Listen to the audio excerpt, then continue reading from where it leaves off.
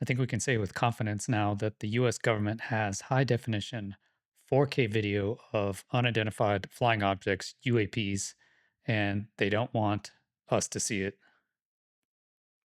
Multiple insiders have confirmed it. They say solid footage, real encounters, clear evidence.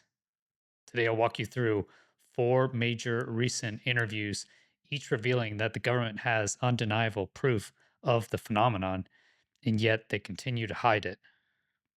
And this isn't just happening now. Thanks to Jesse Michels reporting, we know that the US presidential advisors, like Harald Malmgren, were warning about UAPs decades ago. The system has known and has chosen to stay silent for many decades now.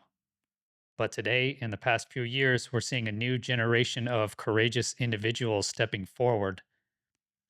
People like Ben, new anonymous whistleblower, Lue Elizondo, Alex Wiggins, and citizen investigators like Skywatcher.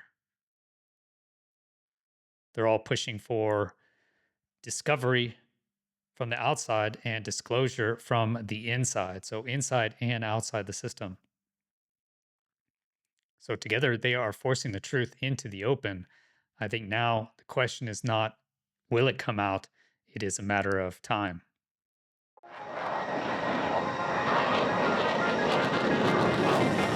Chris Lehto, welcome to Lehto Files. Thanks for being here. Chris Lehto, retired F-16 pilot turned UAP investigator, and I want to find the truth. I can't do it without your support. So thanks for watching. Please hit the like button if you do like this content and consider subscribing. A new anonymous insider appeared on Disclosure Team with Vinnie Adams just yesterday. Ben, as he calls himself, revealed he personally saw long 4K resolution video of multiple orbs. They were intelligently moving, behaving in ways far beyond any known drones or aircraft. So he says it wasn't a short clip, but extended footage, high quality. So once again, we're hearing that the clearest evidence is kept from public view. And I know he is anonymous. A lot of people talk against that, but in my own experience, most of these whistleblowers want to remain anomalous. And people that reported to airlines of UAPs with airplanes, Ted Rowe said most of them want to remain anonymous, actually. They don't want to give out their public names. Like I said to you, Vinnie, I just want to come out and confirm that this is an ongoing thing. It's very real, very credible, and it's continuing to the present day. Can you confirm that any of the video evidence that you have seen that isn't public, and can you tell us that it is high definition 4K? It's not just the kind of style that we've seen a lot in the past few years with the forward-looking infrared videos. Is there high definition video? Yes, I've seen it personally. Um, was able to see various videos that had that category of evidence resolution.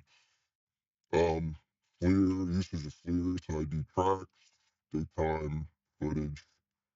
Of course, you have your gimbal and others that are in the nighttime, so you're essentially only using FLIR. But I've seen daytime evidence. The persistent concealment effort of this is ongoing. They want to hide it behind, small quadcopters or whatnot. But honestly, we don't have quadcopters at 20,000 feet or above. We don't have transmedium quadcopters you can buy from Walmart. I've seen orbs that are coming out of the water, flying around, going by others. Broad daylight, 4K or better. I know Chris Mellon has seen objects entering and exiting from space. And I haven't seen those, but I can speak to the character of the man. He's not somebody who would lie about that. I recommend you check out the full video on Disclosure Team. I can attest for Vinnie Adams' integrity.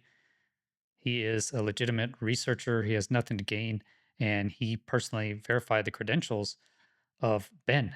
And I've been in that position. It's very difficult to keep this secret, to cover their voice, to cover the video, make sure you're doing it correctly. It's very stressful. So thanks so much to Vinnie Adams for bringing this out. And it's anonymous yet, but Ben has talked to Congress. So he has gone forward to Congress and given his testimony. He says, and so I encourage more people to be courageous like Ben and take the step. You can remain anonymous if you need to. Okay, the next interview I want to highlight is my interview that I published with Lue Elizondo last week. Lue carefully but clearly confirmed that the government holds solid UAP videos, strong evidence.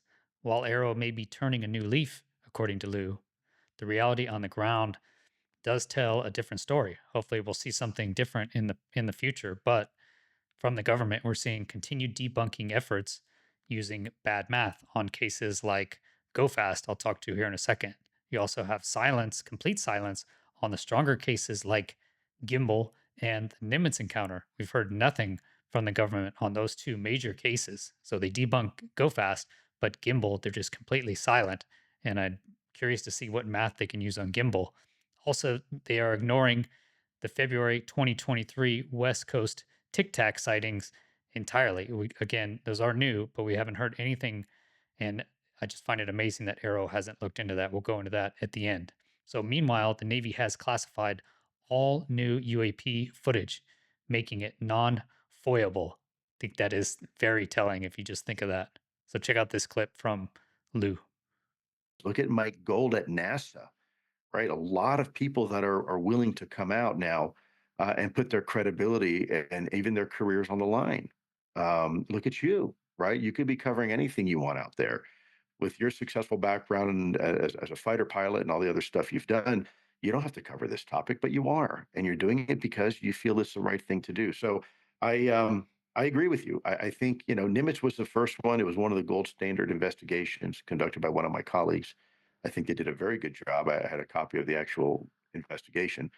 But then there's a lot of other stuff too from other pilots that we're seeing and other intelligence collectors. And by the way, some of the videos are extremely compelling. I mean, like they're not grainy, blurry things on a FLIR pod. They are right there up close and personal.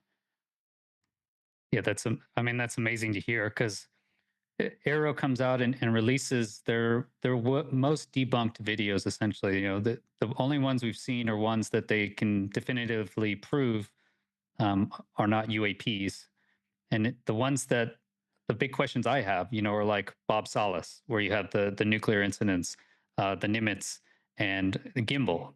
Those three really we just hear dead silence from the Yeah. government. From Arrow. Well, and let's face it, from I mean, Arrow has kind of done a 180 in the last year under its new leadership.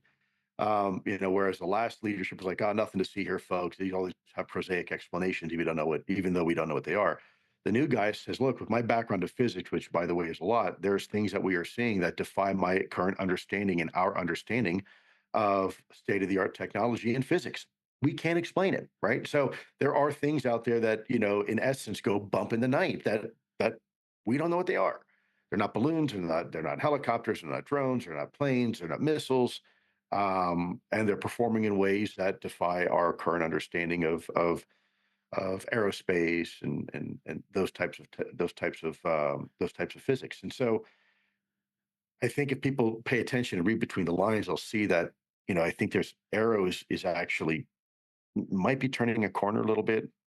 And I want to give them a fair chance. They do seem to be trying to do the right thing now. And as a result, I want to make sure, I try not to beat them up too bad because their heart seems to be in the right place. So that's another great interview. Links to all these interviews are in the description, so you can check those out in full. But Lou Elizondo says right there that there are clear videos, right? Not this FLIR, blurry images, as you guys say, even though it looks clear to me in infrared. But he says clear, daytime, high definition videos that are very compelling. And right there, as he says, right in front of you. So that is just another reference from someone who's been, again, allegedly behind the scenes, but saying very clearly that they've seen the videos personally. So another witness testimony saying that they've seen clear videos that the government has and is just not willing to share. But we see some optimism there from Lou that Arrow is changing. Maybe Koslowski, the new Arrow director, will actually turn a 180 and will, instead of just debunking videos, now they'll actually start showing some compelling evidence. Okay, and I mentioned Go Fast there. This is actually from PBS News. I've seen a lot of videos like this debunking the Go Fast video, and AARO's been completely silent on Gimbal and Nimitz, but they have released their full report on Go Fast, and they basically just parrot what Mick West argued. And they say here it's a little bit beyond high school math. I argue it actually isn't, but you do have to have an in depth knowledge of the systems because it's not just as simple as they say here. Okay, and their main argument is that it is parallax. And I've said from the very beginning, can I prove definitively that this does anonymous maneuvers? And the answer is no.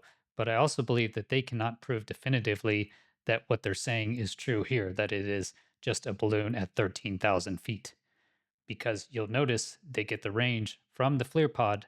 And my biggest question to any of these investigators when you go to do the math is where do you get the range, right? Because they say they know the speed of the aircraft and then they say they know the range, but you do not know the range. Okay, this number, this 4.3 range here, my biggest question for all these people saying that they investigated, the actual investigators that have background information is go and ask an actual technical expert, maybe one of the pilots who was flying these jets, where did this 4.3 nautical mile range number come from? Because the FLIR pod does not give you range without a laser. And I can tell you that they did not fire the laser on this. And if they are getting radar information, then why did they pick it up in a manual track, right? If the radar actually had actual information on this thing, it should have been slewing the targeting pod in the first place. And by the way, you would also have another little indicator here saying an F or something like that to tell you where the range is coming from because every fighter pilot and every weapon system officer, and you can let me know in the comments if I'm wrong, will know exactly where the range is coming from because it's very important. And I just want to say it's very suspicious that 13,000 feet is exactly halfway right between where the aircraft is, 25,000 feet, and the ground, which is going to be at the surface of the water. So what I think is it is just estimating the range based on the track. So it actually doesn't know the range. So yes, they're doing the math, and doing the math using what's on the screen will give you a parallax, basically that it just happens to be miraculously halfway between the aircraft and the ground. And this is their big argument, right? Just doing simple math from people that have never flown a jet and have no idea what they're talking about. They're going to just come out and say, yep, we figured it out. We solved the case. And I say, no, you haven't. You've done zero investigation. You've done what Mick West basically did. And he has a great team of debunkers. They know what they're doing. But isn't it kind of suspicious that it just happens to be halfway between the jet and the aircraft? And this is how systems work, right? They're going to estimate. But as pilots and as weapon system officers, we know exactly where the range is coming from. So go back and do some real investigation, I would say, and ask one of these technical operators where that range actually came from. And the second thing I would say is use your math skills and go and do math on this object, which is the gimbal. Because if you actually do the math on how the aircraft is turning and the angles involved, you will see that this object is not far away. It is less than 10 nautical miles, as Ryan Graves said. And in that case, this is definitely a UAP and is anomalous. So use that math skills and go and check out Gimbal, please. So the third blockbuster recent interview was on Jesse Michels' channel. He recently released a critical interview highlighting Harald Malmgren, a former senior advisor to 4 US presidents. So Malmgren confirms that serious concerns about UAPs existed at the highest levels of government for decades. So the cover up isn't new, it's institutional and it's longstanding. I had the pleasure of chatting with Dr. Pipa Malmgren for several hours in Egypt. She's a extremely intelligent, tied in insider, I believe, and she turned me on to scalar waves actually. So this is a interview with her father just a few days before he passed, unfortunately. And so he basically has, nothing to lose giving this interview. Why would he lie, essentially? And so his key claims in the interview, he says, as a former presidential advisor for JFK, LBJ, Nixon, and Ford, he claims to have handled UFO debris recovered after 1962 bluegill triple prime nuclear test. So he states there was a tag along UFO. It was monitoring the test and was knocked down by the blast. The footage was sanitized sketchily, right? It's the only one video from that whole test that was sanitized, and much of the footage allegedly was lost. Somehow they lose the most important nuclear test footage. He also says he received a briefing on otherworldly technologies from CIA Deputy Director Richard Bissell, and he suggests UFO secrecy played a role in JFK's assassination. He says he thinks it was the main reason, actually, why he was probably assassinated, which is just amazing. If you look at the recent JFK hearings, three top CIA officials, directors, were caught blatantly lying, and they lied under oath. So that should tell us something.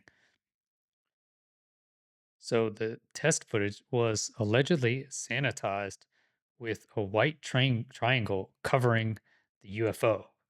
So additional footage, Kettle 2, was reportedly lost by the Department of Energy. Some of the most important footage ever, they just lost.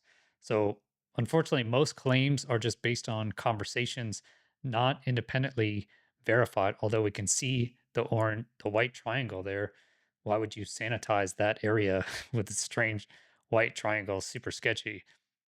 But still, there's no corroboration from other officials about the UFO material handling. There's been a lot of controversy that Harold Malmgren's Wikipedia page was up for deletion, along with PIPA, as well as Chris Mellon's page just randomly vanished, was also deleted. So a lot of sketchy stuff going on. But these claims are made late in life from Harold Malmgren, and this interview was made shortly before his death. So I recommend you check out the full interview. Again, link is in the description. It really is blockbuster interviews coming out lately. And really, the point is, this just goes back many decades that the US government has high definition quality videos of UAPs and UFOs. Okay, and finally, we have Alex Wiggins.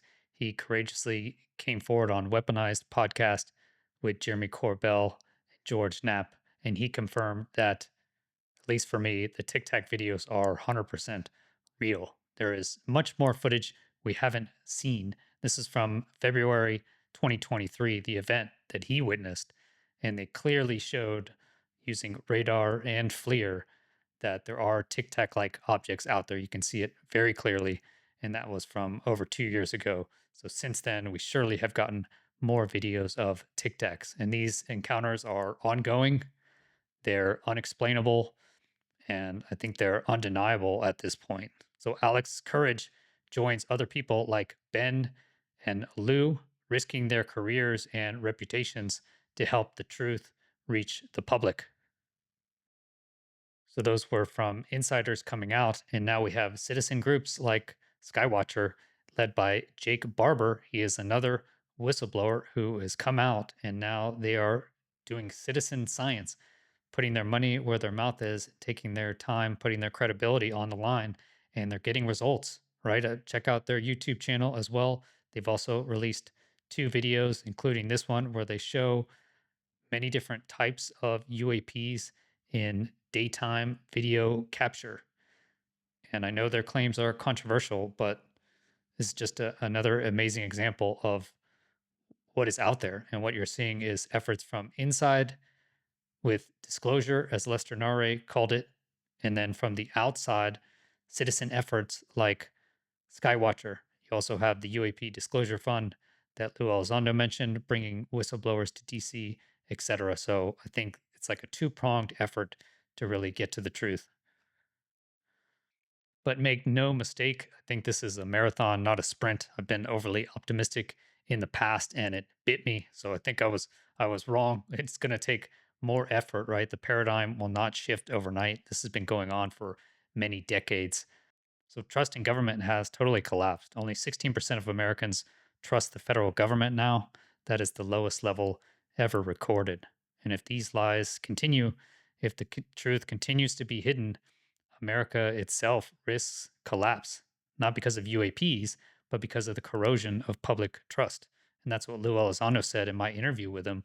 What's the greatest threat to humanity? And he said it was corruption, lack of integrity from our institutions.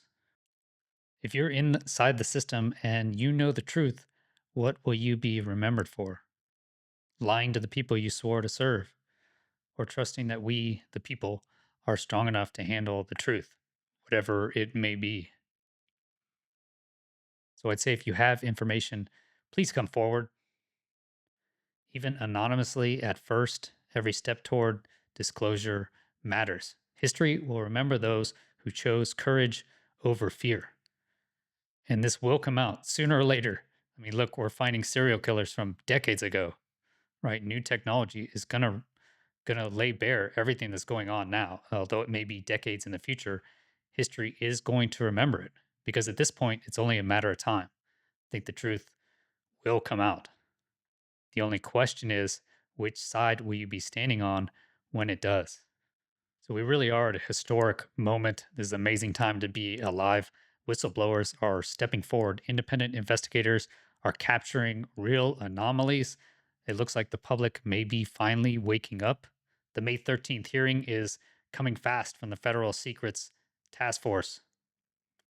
And the pressure on the system from the inside and the outside is growing. But make no mistake, as I have in the past, this is just the beginning. Disclosure is a battle of persistence. It's not a single event, as Lue said.